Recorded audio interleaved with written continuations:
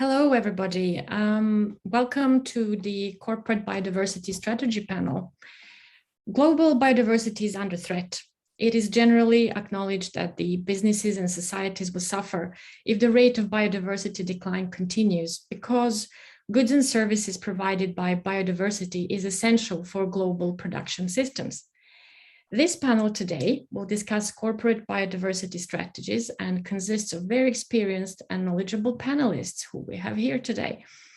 Tanja Havemann, CEO of Clarmondial, James Webb, Development Finance Specialist at Callebaut, Dominic Strano, Senior Investment Manager at IDH Trade Farmfit, Felippe Villela, Founder and COO of ReNature, and Jessica Chalmers, Director of Partnerships at WeForest. I am Aleksandra Holmlund, and I currently do research in innovative finance of biodiversity. And my background is forestry investments and operational forestry worldwide. I have worked within this realm for the last 20 years. But now I am very excited to hear more about our panelists and would love to get a short presentation from each and one of you. So shall we start from Tanja, please? Will you tell us a few words about yourself, please? Great, thanks so much. And thanks for having me on this panel. My name is Tanja Havemann, and I've been in the environmental finance space, like Aleksandra, for about 20 years now. And I'm the co-founder and director of Clarmondial. Clarmondial is an employee-owned independent investment advisory firm that I founded about 11 years ago. And we're based here in Switzerland, but we have a local presence actually in East and West Africa and also in the LAC region. And over that period of time, we were really set up to try to mobilize more financing towards sustainable natural resource investments, primarily in emerging markets, although we're also doing some work in Europe and sort of globally at the moment. And the team primarily comes from an impact investing background, although most of us have also other qualifications, for example, in soil sciences and in biological sciences. Clarmondial has two business lines. So the first is we work sort of with third parties as advisors, helping to structure different transactions and helping to develop and implement different innovative financing solutions. And there we work with some large corporates. We work with some large research organizations, conservation organizations, institutional investors and governments. And then we also have an emerging business line, which is asset management. So those are products that we've developed ourselves and that we're implementing ourselves. And the first one of those products is the Food Securities Fund, which we launched in March this year and have made several investments out of already. I'm really excited to be on this panel in particular because I do see that corporates have a really important role to play in helping to get more funding and financial resources to the places that they source from. And we see that they have a role in mobilizing long-term and short-term financing and also grant financing. And we've seen this on a sort of two different strategies, one being on a deal-by-deal basis, where we've worked with some large corporates and helping them to attract grant funding and also different types of concessionary, non-concessionary financing to, for example, businesses in Kivu, in the DRC, in Zimbabwe and other places. And then also portfolio-based approaches. So like our Food Securities Fund, but we're also working with groups like the Marine Stewardship Council to structure ways that we can use our certification premia to support things like fisheries and transition across the world. So just to say that, we really see a role of corporates in helping to de-risk and guide some of those investments that are required, and really excited to discuss with the other panelists on this panel. Thanks. Thank you so much, Tanja. James, will you tell us a few words about yourself?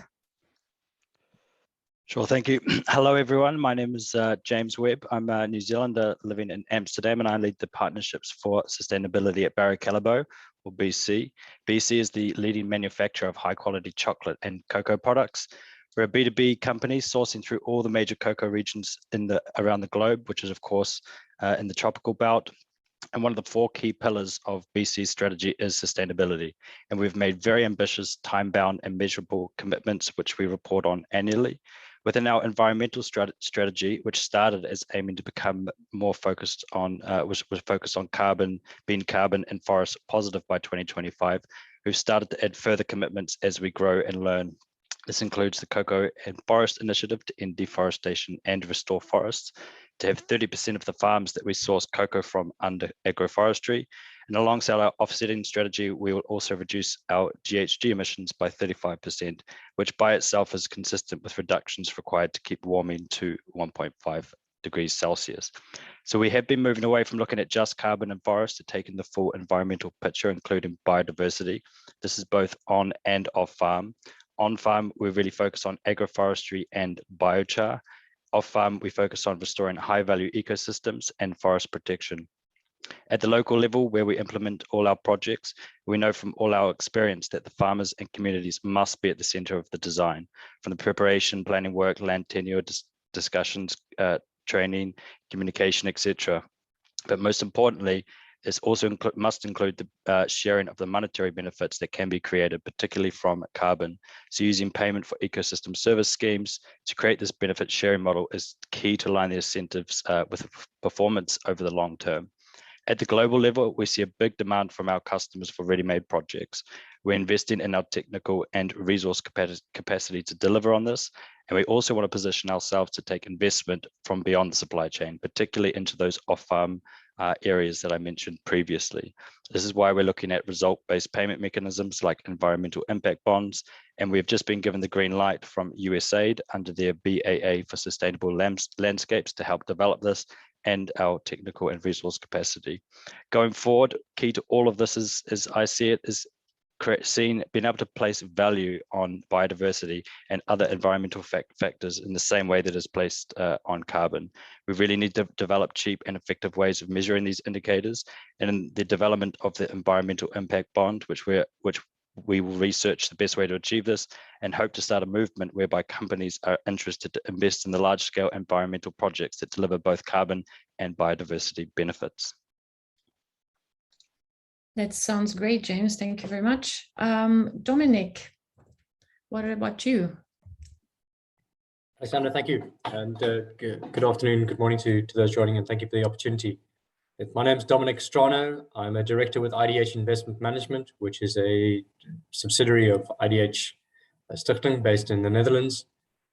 We manage the IDH Farmfit Fund, which is a €100 million de-risking fund, set up principally to de-risk commercial investments into smallholder-based agriculture and smaller-based value chains.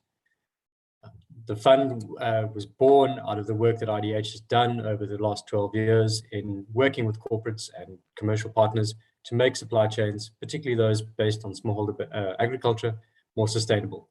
And during the course of that work, the access to finance and the financing gap became a critical element.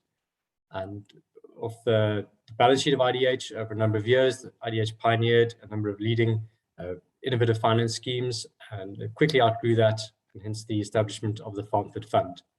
And the Farmfit Fund's mission is to really catalyze commercial investment into a sector that has traditionally been underserved and is viewed as high risk.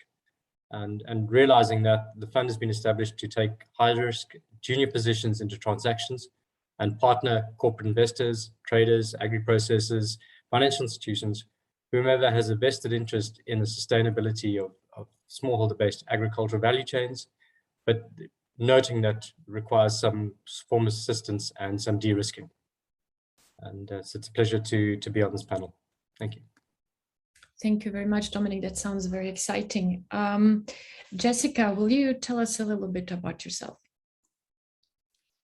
Sure, thanks, Aleksandra. Good morning, good afternoon. My name's Jessica Chalmers. I lead our partnerships here at WeForest. WeForest is over 11 years old now. We're a non-profit organisation based in Brussels, but with primarily most of our staff in our field locations in Zambia and Ethiopia. As the name WeForest suggests, we're all about forests. Our focus and our mission is to conserve and restore the ecological integrity of forests and landscapes. So we work with local communities to implement and deliver locally appropriate, lasting solutions that benefit climate, nature, and people. So today we have over 40,000 hectares, which is about 100,000 acres under restoration. And our primary funders and partners are the private sector. And that's why I'm particularly pleased and interested to be on the panel today and to talk and perhaps to rebalance the conversation towards all of the positive impacts, biodiversity, as well as the carbon that we hear so much about every day. Thank you, Jessica. That certainly is important. And we also have Felippe with us. Felippe, will you tell us a little bit about yourself? Perfect. Thank you, Aleksandra. It's a pleasure to meet all of you, and good morning, good afternoon. My name is Felippe. I'm originally from Brazil, but live in the past 6 years in Amsterdam, in Holland, where ReNature was founded. So I'm the CCO and founder of ReNature, which is a Dutch organization working on making regenerative agriculture and agroforestry mainstream across the globe, mainly in the global south. I have a background in agroforestry, have been working in this field for 10 years, and also have been spending most of my time in the Amazon learning about key indigenous agricultural systems. And ReNature is mainly focused on supporting farmers and corporates in the transition towards regenerative and agroforestry. We do that by supporting them through a technical advisory on a strategic role to reach their supply chain, but also monitor and evaluate through our impact dashboard so that we can have an overview of all the key indicators that are being measured: soil health, biodiversity impacts through using bioacoustics, for instance, but also using all different tools to measure on a social level with FAO tape. So ReNature is supporting the transition, but also connecting to investors, funds, and banks to enable the transition finance to reach scale.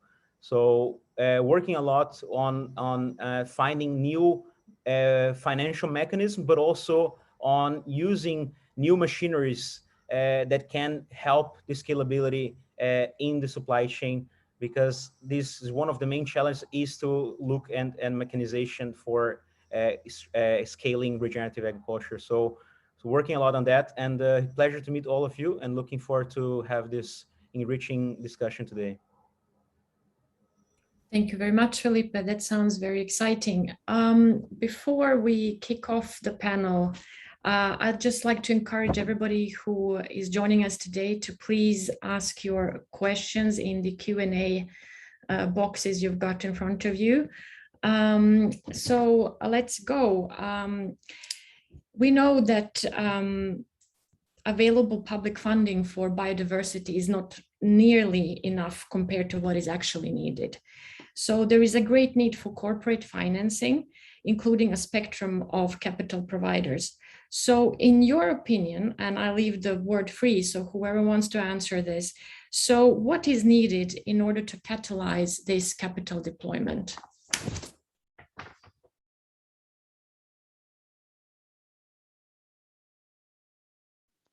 I'm happy to step in first. So of course you're talking about many different types of capital there. So if I can take it very broadly from grants right through to your blended finance and debt and equity, etc.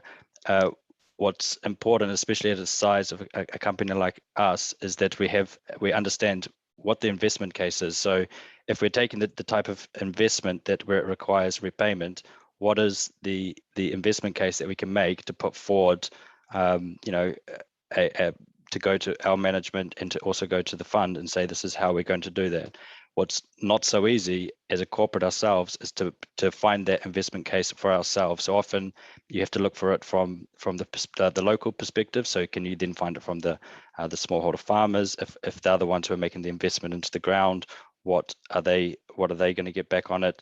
And that is a very difficult area to invest in. And obviously Dominic has some experience in that. And I also used to work with Dominic. So there are different ways to look at it, but it's about still understanding and researching the value that you can get from the investments that are made. And that's the key part for me to take that forward. Dominic, would you like to comment? Thank you, Aleksandra. Yes, and James' significant experience in the sector, so can only add to that. And that's, yes, it's, but sometimes the investment case is different at different periods of the investment or for different actors at different stages. And so there may be some element that the business case is evident for a corporate or for a farmer, but only at a certain point. And it's getting to that point. It's potentially bridging that gap where you need to crowd in other actors and where there might be some or higher risk or lower risk or reduced payoff or some element of lost leadership that needs to take place, which becomes then a difficult sell if the outcomes are unsure or only materialize in 5 or 6 years' time. And I suspect biodiversity is one of those elements, and they're also multifaceted. And so it's not easy to say that your outcome is singular, it's clearly defined, and it's evident from the start or within sort of a short time frame. Often the benefits only accrue 4, 5, or even 10 years down the line, and to dispersed actors. So therefore, identifying a single investor or a small group of investors who are suitably vested in the outcome or have direct control of the outcome when your outcome is, as I said, multifaceted and dispersed, becomes difficult. And so you often need a coalition where different actors take different roles during the course of the investment, some earlier, some later, etc., in order to really sort of pull the investment together. Yeah, and let me just ask you one question, Dominic. You've mentioned earlier in your introduction de-risking of investments. Would you like to elaborate a little bit on that? How do you de-risk a biodiversity investment? It's a very broad question, and there are many strategies, and I think many of us can each contribute an idea of what de-risking means. That there's performance risk on the implementer, there's performance risk on the borrower, there's performance risk on climate. There's so many elements that it's very difficult to say, well, this is a singular de-risking approach or a targeted point of de-risking. Financial de-risking can take many forms. It can take the form of absorbing first loss or providing a blended finance solution that has different return requirements, different tenor repayment requirements to overcome that financial risk of a project. Performance risk for an implementer often requires some sort of capacity building or support. Similarly, performance risk on an underlying investee, be there a farmer, a cooperative, financial institution, or agri-SME, again potentially requires some element of investment and potentially often not commercial investment, or that commercial investment needs to be very patient to see the benefit. Monitoring, again, is also an element of de-risking that's required. Can we monitor any output if there's a performance-based element? So yeah, I think it's probably a subject all of its own, but I'll leave it there because I'm sure they're very experienced people on this call who can also add to that question. Thank you, Dominic. Tanja, would you like to comment? Yeah, thanks. I mean, I think, as I completely agree with all the comments that James and Dominic have made as well. I think the other angle to consider is that if we do want to bring more finance, not just public sector finance or philanthropic capital into this market, we also need to think about the risks and the kind of constraints of commercial investors in terms of their fiduciary responsibilities and the types of things that they can accept. I think, it's like everyone needs to shift their deck chairs slightly in order to make space. I mean, we want to have commercial investors be more open and try out new things. We want corporates to take more responsibility. We want public sector funders to maybe be a bit more open to working with the private sector. So all those kind of things takes a little bit of shifting. And we certainly think that, corporates, not just through their sustainability programs, to investing, like all the great work that James is doing, but also in terms of, making procurement commitments or different types of procurement or longer term offtake, or providing technical assistance. These are all the types of things that can also contribute to the types of de-risking that Dominic has also mentioned, alongside, key NGOs that can bring technical expertise. And we definitely also see that, I think, unfortunately, the state of biodiversity knowledge at the moment, it's so localized.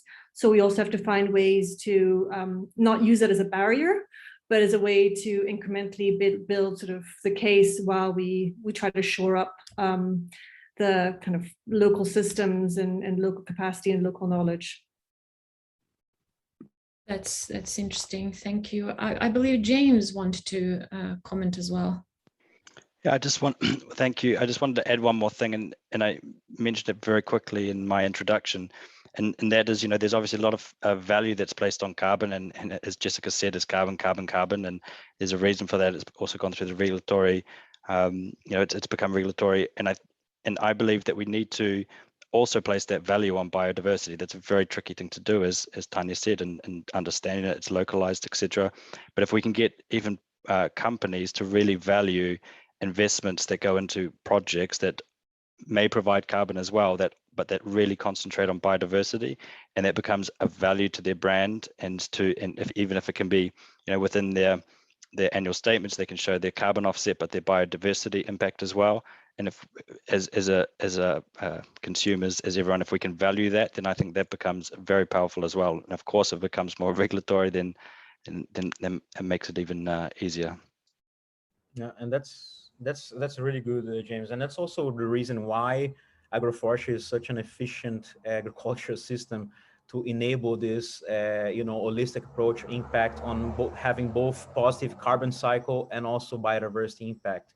Because once you start diversifying your farm, you have, different species that can restore biodiversity and also provide carbon sequestration higher rates. Then, it's a symbiotic relationship between all the ecosystem services that it's providing, and it's based on, an agricultural system that has as its purpose to mimic the natural processes of nature. So that's why agroforestry and regenerative farming is the best investment that can be done. And how can we enable the finance to de-risk such initiatives is to have as an agricultural systems outcome-based approach instead of only a principle-based, because now everybody's going to start using regenerative or agroforestry and so on. But what's the outcome of those results that are being in the end of the chain? So I think the most important thing is for us to monitor those results. And there's still not enough very reliable ways to measure soil organic carbon. There are some good approaches, but still very far away. And the same goes for biodiversity. We were talking about that in the preparation. Like, there is a few tools, but how far are they? How can we adopt that at scale to really have ambitious targets for corporates to do that in their strategy, sustainability strategy? So these are a few thoughts that we would like to bring to the table. Yes, thank you, Felippe. I mean, you're mentioning how to integrate biodiversity indicators into the corporate sustainability strategy. So does the panel have any views on that, how that is done in the best way, or anything you would like to recommend, or give us some examples of how it should be done?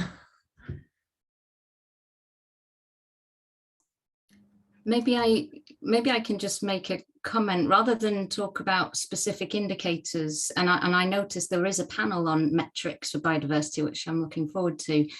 I think generally what we all, I guess, agree on is that, yes, biodiversity metrics can take a whole host of different forms at different scales and over different timeframes. The chances that we get it perfect are very far away right now. And I think that's what makes carbon easier.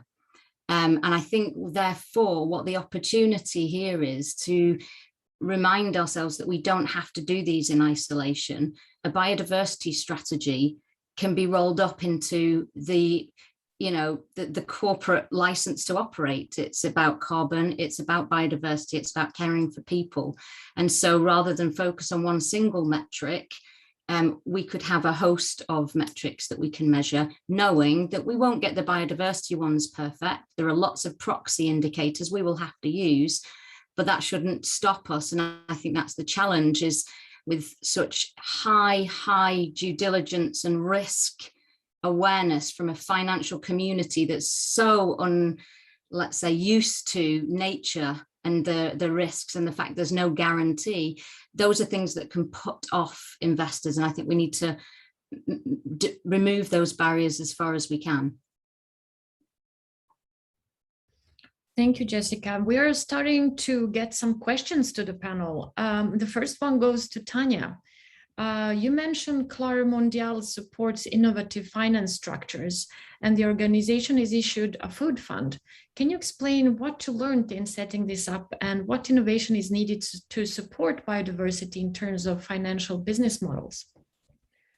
Yep, so we launched the Food Securities Fund, and that fund takes a value chain approach to promoting more sustainable agricultural practices in emerging markets. And we de-risk both through corporate partial guarantees, sort of linked to procurement, sort of offtakes and commitments. And then also we have a guarantee from the US Development Credit Authority, supported by the US Department, Bureau for Resilience and Food Security under USAID. I think what we've seen so far, and I think what I've heard from some other groups that have developed blended finance structures is, to any sort of innovative fund or first-time fund is extremely, extremely difficult. I think investors, most of their assets of larger investors are still in kind of the listed assets, listed equity space. And so coming with a product that is, different from anything they've seen, they don't really have good KPIs, to monitor your fund versus other kind of funds track record, I think is really challenging. Our fund is a credit fund, and it's an open-ended fund. And we did that because we saw that was what institutional investors were most interested to allocate to, and also where their return expectations were lowest. So we thought that was a better place to start, and there was more demand than trying to do like a closed-ended private equity structure. And I think there we are seeing a lot of interest in the Food Securities Fund, and we expect to have institutional investors in the fund already this year, which is pretty exceptional. But I think just there, thinking and listening, finding an appropriate pool of capital to the issues that you're trying to deal with, and trying to somehow balance, the needs of, people that need to have a return versus development funders, corporates, and local communities, I think is a challenge. We do look at biodiversity in terms of our due diligence and origination. There are not really any good indicators that we have. We are trying to see what's possible at the national or regional level, and then integrate those in both our due diligence as well as our monitoring. And our monitoring is at least annual, if not quarterly, on some indicators, and we use that for loan renewals also. So with that, we hope that we can build a better picture and push corporates and our borrowers to having more transparency and also accountability as we start to get more information. So hopefully those are relevant insights. Indeed. Thank you, Tanja. I think I should ask a couple of more questions from the audience, and this one goes to James. What would be incentives for, no, I lost it, sorry. What would be incentives for a corporate as Callebaut to invest in biodiversity? And related to that, what should be the outcome of the investment? Enhancement in biodiversity as impact on its own, or for example, more resilient farming as risk mitigation measure or brand value? Thank you. I think some of my answers already caught in the end there, but I mean, if from a purely business perspective, you need to look at your security of supply and your risk management. But beyond that, as I said earlier, we're really looking beyond carbon and forest and biodiversity and what that brings. So on farm, you see a lot of cocoa is in monoculture. And so what does a monoculture farm look like versus an agroforestry farm? And so from a farmer's perspective, they also have better resilience to climate, better resilience to food supply. They have better food security, less pests and diseases, etc. So for us, then we have better suppliers as well. And of course, it can be about branding, as I think that was mentioned. We see more and more, particularly with chocolate, what consumers want to eat a product that makes them feel good. You see that with, I live in Amsterdam. For those who live in Europe, Tony's Chocolonely has really taken over the market because it focuses on child labor, but we see that more and more with other factors as well. And biodiversity and the environment is becoming, you know, a key part of most people's what they worry about. So it's and then it goes back to that risk management, security of supply as well, and brand. So, and I think there was a part of it is it should be an outcome on its own. We're trying more and more to not look at individual outcomes. We're trying to say, how do we achieve the environmental incomes, the poverty incomes that we want to achieve through our investments. So it won't be an individual outcome that we're looking for, but it'll be a part and parcel of the outcomes that from our investment into these activities. Thank you, James. I'd like to ask Jessica, can quality carbon credits, for example, having achieved a recognized accreditation or a standard, fill in for as a proxy for high biodiversity, do you think, or net positive impact on biodiversity? Yeah, it's a good question. I think it depends. And, you know, you've got to go back to the point about carbon standards is that they were designed to measure carbon and not really the rest of the multitude of other things that you could measure. And so in our experience, some of the standards we've been working with, we've actually paired a specific biodiversity standard, the CCB standard, with a carbon standard to be able to offer the more, let's say, solid base for biodiversity impact. I don't know, maybe one of the other panelists has another experience, but that's certainly been ours. Thank you. Anybody else would like to comment that?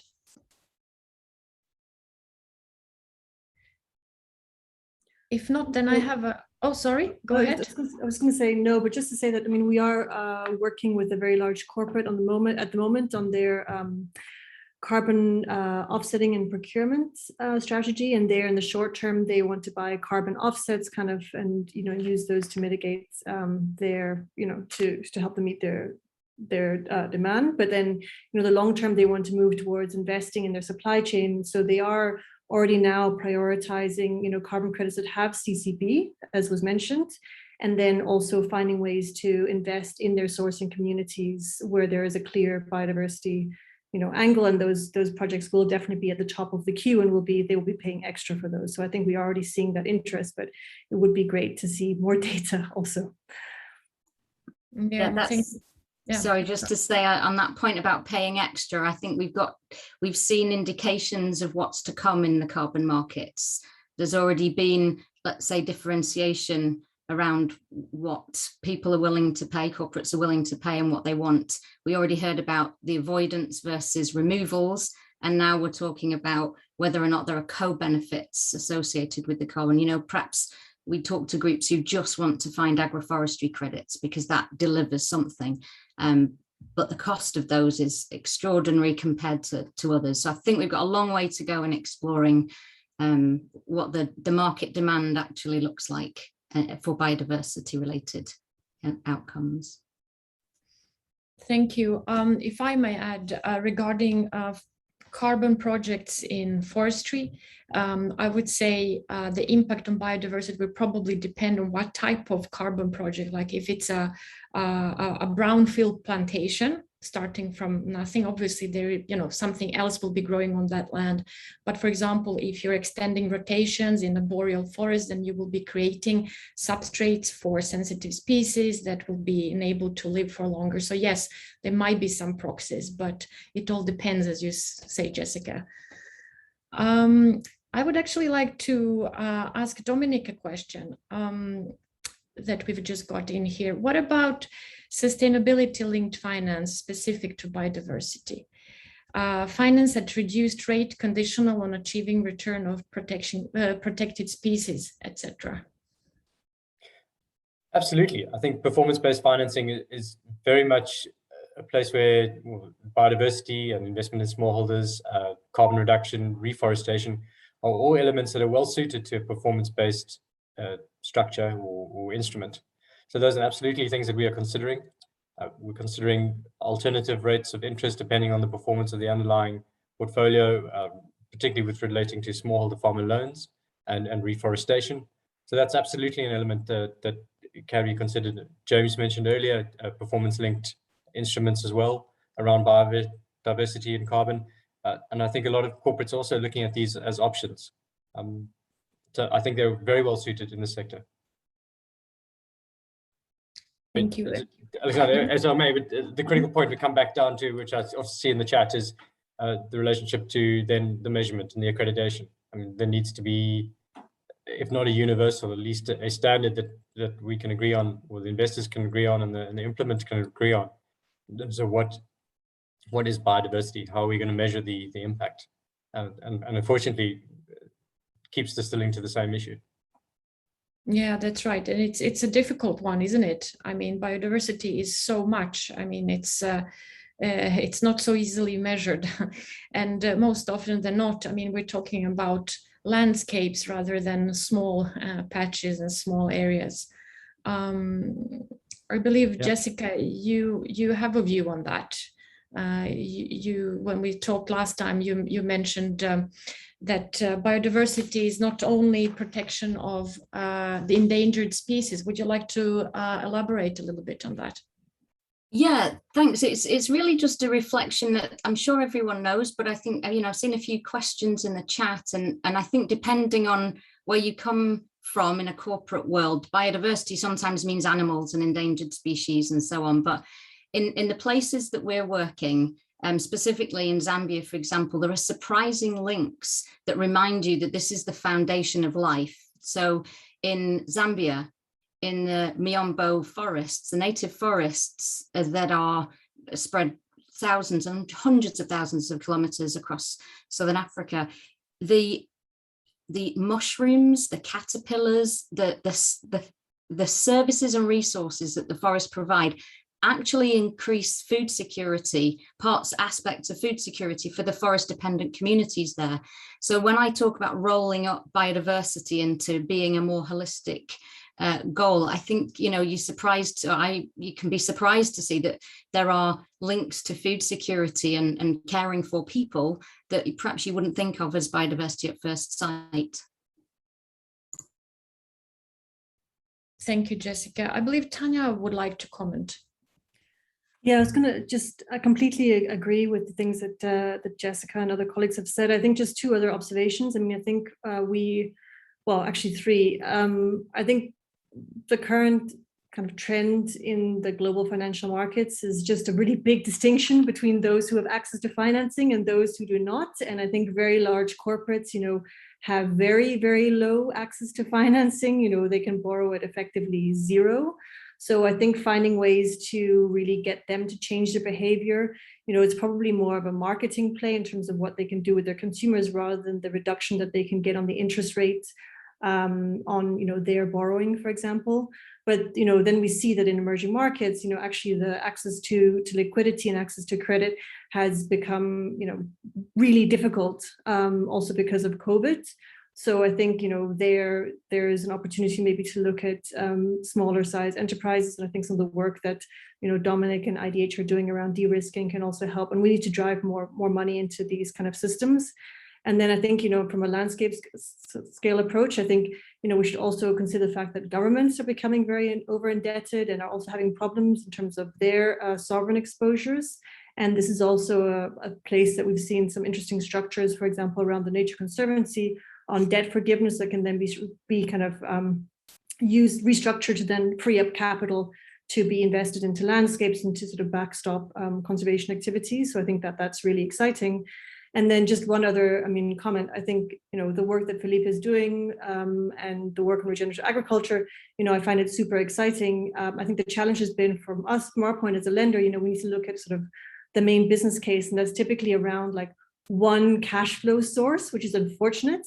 Because I think when you have more mixed systems, then it's typically like many cash flow sources, and then a farmer or a landholder has to go from managing maybe one or two sources of revenues to maybe 12 or 15, as we've seen from one business in Kenya that we've looked at, and that requires much more technical expertise. I think we are starting to see some traders step up and actually want to find markets for more than just one product. But I mean, I think that's, emerging, and I'm not sure that, we expect all traders to take that role, especially if they're specialized in one specific product. But, certainly there are some groups that are starting to buy several products within the communities that they work with.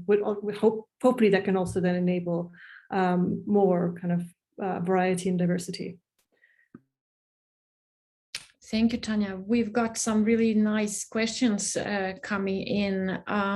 But before I ask those questions to the panel, I'd like to ask Felippe, actually. Can you please tell us more about your experience about the main economic added values that regenerative agriculture is producing? I mean, just to follow up on what Tanja just commented on. Absolutely, Aleksandra, because in the end, in order for farmers to actually increase biodiversity in their agro ecosystems, we need to think of how can we actually make it profitable so that for them to make the transition, right? So the 5 main economic values behind regenerative and agroforestry systems are as the follow. The first one is to reduce the external input costs. So farmers rely less on fertilizers, pesticides, but also on organic inputs, because regenerative, going beyond organic, is about using species of grasses or trees that you can use as a mulch and cover crop, so that you can depend less on this kind of cost that farmers are highly dependent on. So that's the first one. Secondly is the diversification of income through the diversification of crops. By using intercropping systems, you can have multiple revenue streams. The third one is accessing the PES, the Payment for Ecosystem Services. So now we only have carbon prussified. We're also looking for biodiversity, using the measurements that we do, but then prussifying them in the market as a second ecosystem service. The fourth one is premium markets. We're accessing more and more corporates that are willing to pay a premium price for regenerative products. So that's the fourth one. And the last but not least is the climate resilience effect. So once you start diversifying and making more regenerative your system, then it will have less negative effects of climate change. So an example of that, we're working with Nespresso with coffee in Brazil with 1,000 farmers. And some farmers that are adopting regenerative practices, they're actually seeing that the climate resilience throughout the drought that the coffee farmers experience in Brazil is being much more less affected. So coffee farmers that are doing conventional traditional systems, they have 60% of decrease of yields because of the lack of resilience in their systems. And the regenerative systems, they have zero effect of intensive frost. So how can we use that 60% of yield loss because of climate change in the final equation of the business plan of the regenerative system for the farmer? So I think if you take in consideration these 5 main economic values that we add to farmers once they do the transition, then we can really have a positive biodiversity, carbon, and ecosystem services generally impact for farmers. So yeah, I think we need to make it profitable in order to enhance the ecosystem services impact as well. Felippe, we've got one question for you here. ReNature's transition packages involve multi-stakeholder initiatives as well as ESG funds. Can you explain further how your team can enable large-scale planning and cash flow projections for agriculture? Perfect. Thanks for the question. Indeed, what we try to do is to bring multiple corporates into the same landscape regenerated. So we have a multi-sector kind of approach to enhance land regeneration. So what do I mean by that? Nespresso needs coffee, right? So if coffee can be shaded by, for instance, rubber, that can go to Timberland, that can go to any kind of fashion brand that needs regenerative rubber, why not diversify your ecosystem with 2 different corporates so that you can bring partnership to reach diversity in the same landscape regenerated? So we're trying to do more and more often that, so that we can have long-term LTCs, long-term contracts with corporates to supply the diversification of crops that some farmers, they have challenges once they say, I'm a coffee farmer, so I cannot become a rubber farmer. So if you can facilitate the process to ensure the offtake of that second and third crop, that you can really benefit from it. And then the ESG funds now are being developed from multiple asset managers, and OP2B with livelihood funds and many others are creating these clusters and funds to enable the regenerative agriculture transition.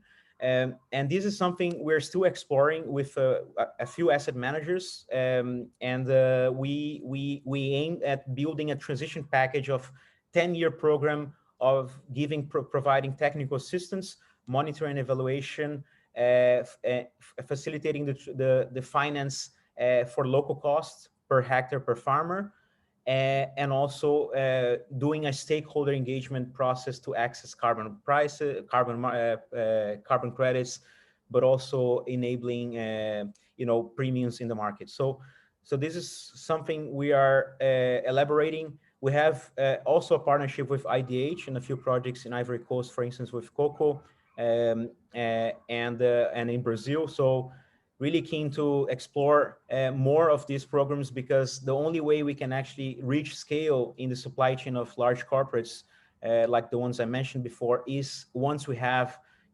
collaboration and we have this sort of like ESG funds to enable the transition finance.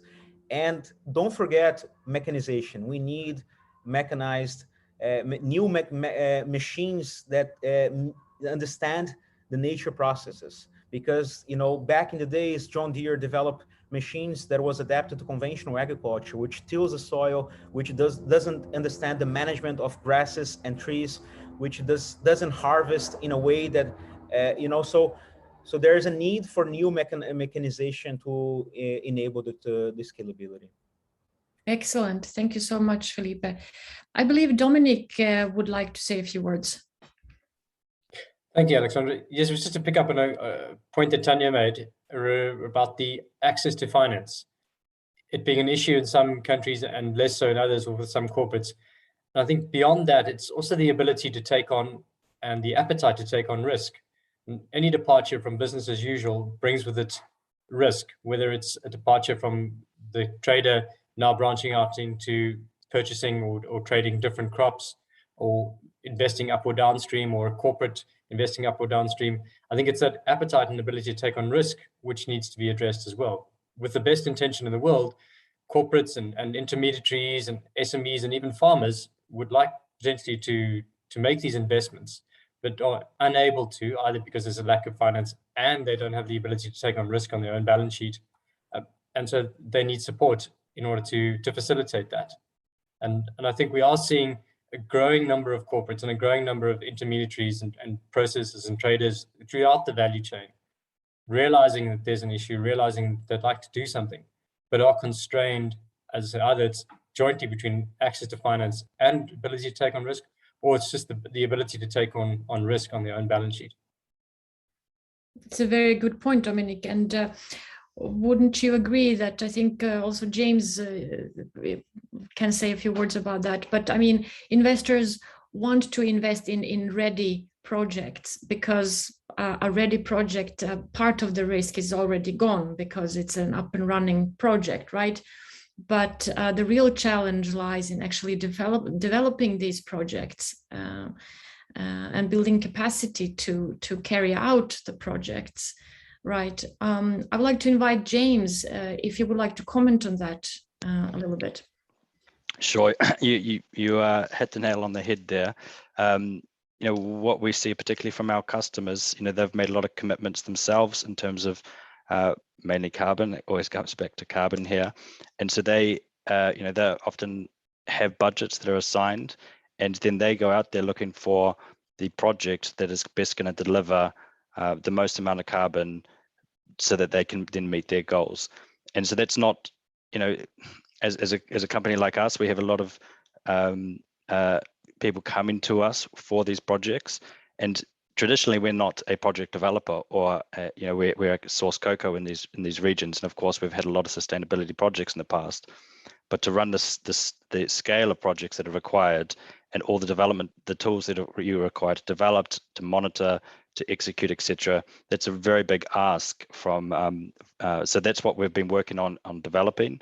That's why we also went and sought some support from USAID for that. So we're also really entering a new space as well, where we're having to do these projects outside our normal skill set.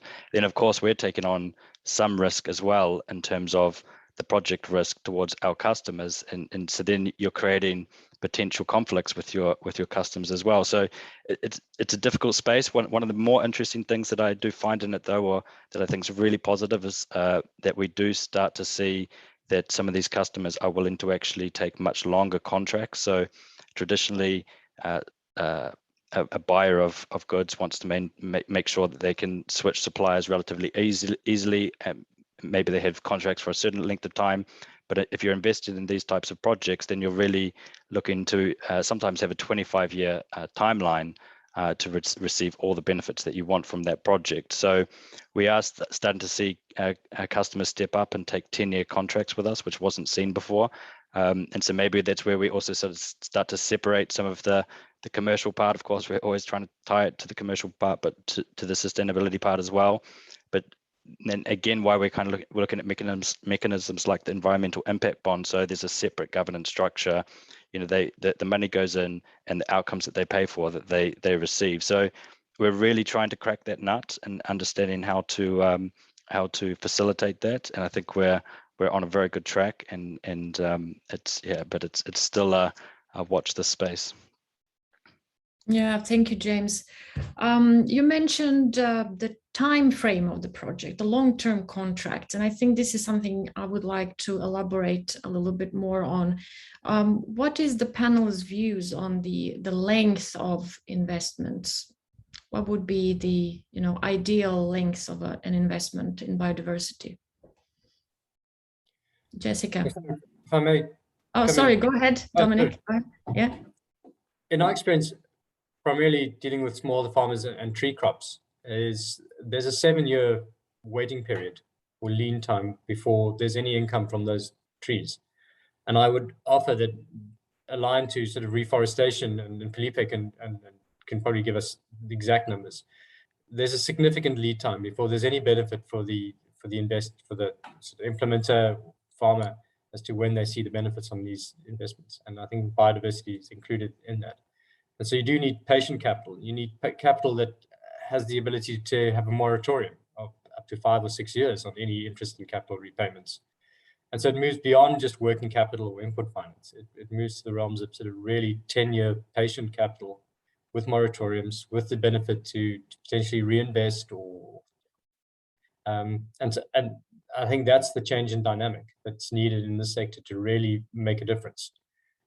Yes, there's working capital around, if the underlying requirements are in place. I think it's this long-term patient capital that, and James has mentioned again, the bond and performance-based bond. I think these are going to be more and more instruments, because the repayment profile meets the underlying profile of the investments, that are going to be evident in the space.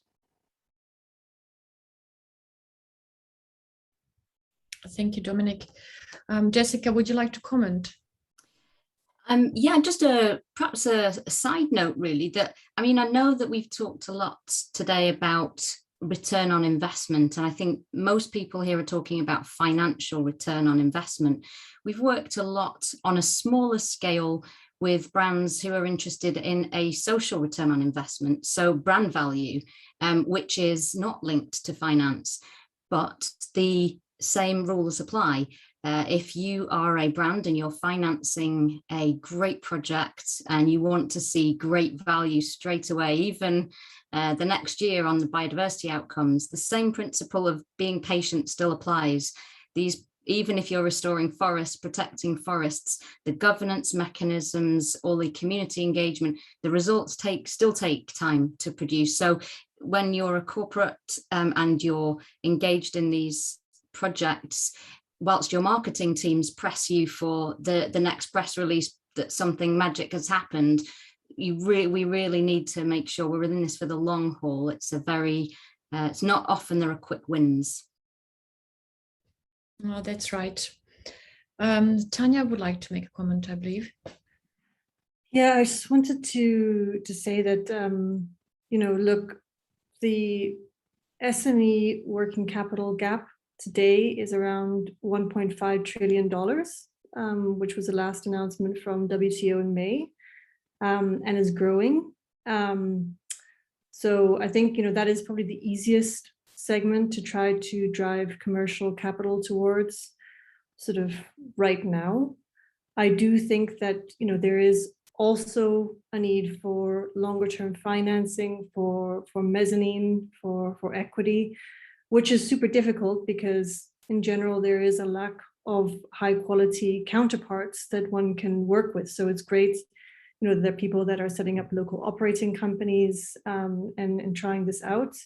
I do think that that's a more difficult ask for commercial investors at the moment, simply because of the long lead times and the higher risk perception. I think there's been a lot of people that have been burnt, even in relatively more developed emerging markets like Brazil.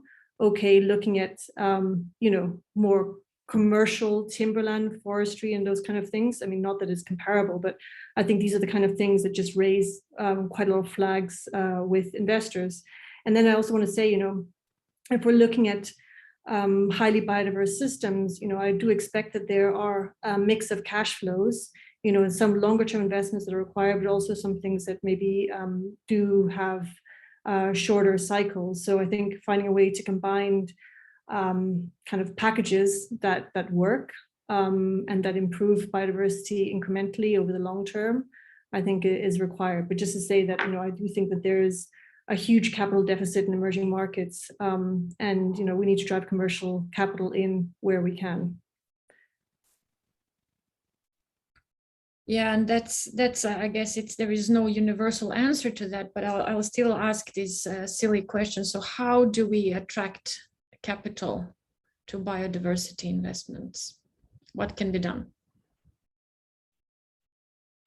I think, you know, like first we need to have before like corporates and anyone in the industry makes, you know, ambitious statements, we need to look into the current methods and measurement tools that are enabled for us to reach scale in the supply chain. Because, you know, if you look at biodiversity metrics, it's really complex. But there are some, you know, interesting ones available that you can actually try to scale. So, for instance, we are using tools for above ground and below ground biodiversity. For above ground, we use bioacoustics, which is acoustic complexity index that you can vocalize the animal's abundance and diversity in the system, and also remote sensing and normalized difference vegetation index, NDVI, which you can measure by tree cover and plant health. But also you can do below ground through an environmental DNA analysis using genetic diversity. So having a standard or a more kind of like understanding of the above ground and below ground methods to measure biodiversity, and doing that and doing pilots in your current you know, supply chain suppliers, you start learning about ways to monitor it, and then you can see the high potential per hectare per farmer to reach that scale that you aim in your strategy, sustainability strategy.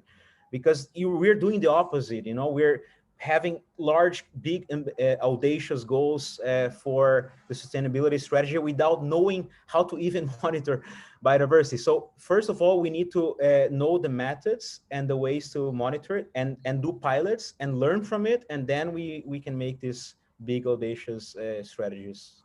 That's at least how I think could be framed. Yeah.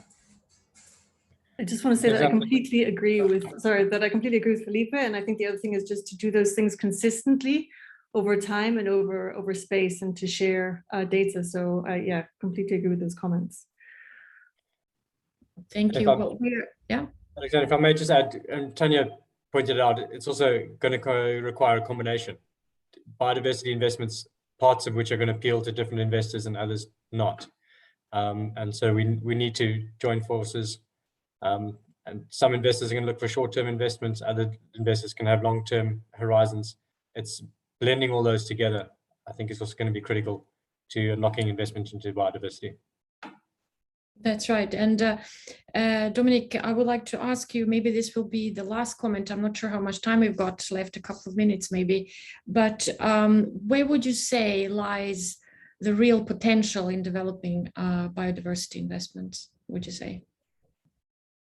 I think because they bring in all the strains, James mentioned sort of their view of biodiversity. It's not singular, and I think that's been the theme here, that investments shouldn't be seen singularly either as carbon or biodiversity or small, the livelihoods. And my understanding of the biodiversity, the benefit of biodiversity with the biodiversity lens is that it's all encompassing. And so that is the potential, that it is the thread that runs through investments in reforestation, in carbon sequestration, in incomes improvement and livelihoods improvement for smallholder farmers. And so that maybe should be the starting point and the collective point from which we can then sort of focus on different areas of investment, but have biodiversity at the center. I think that as you say, the opportunity, I think, is the opportunity is to bring the various investors through various lenses together under the banner of biodiversity, as it were. That's great, Dominic. Thank you very much. I think this will be a perfect wrap-up comment for our panel here. I thank you all very, very much for joining us today. Any questions that we might not have had time to answer, we will try to answer after this panel. And I thank you all for your participation. Thank you very much.